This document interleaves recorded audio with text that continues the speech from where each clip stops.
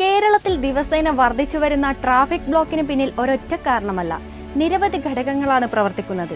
ഒരു കുടുംബത്തിലെ തന്നെ എല്ലാ അംഗങ്ങളും വ്യത്യസ്ത സമയങ്ങളിൽ വ്യത്യസ്ത ആവശ്യങ്ങൾക്കായി വേറെ വേറെ വാഹനങ്ങളിൽ യാത്ര ചെയ്യുന്നത് വലിയൊരു കാരണമാണ്. അച്ഛൻ ഓഫീസിലേക്കും അമ്മ മറ്റൊരു ജോലിക്കും കുട്ടികൾ പഠന സ്ഥാപനങ്ങളിലേക്കും പോകുമ്പോൾ ഒരേ വീട്ടിൽ നിന്ന് തന്നെ 2, 3, 4 വാഹനങ്ങൾ റോഡിലിറങ്ങുന്നു. ഇതോടെ വാഹനപ്പെരുപ്പം നിയന്ത്രണാതീതമാകുന്നു.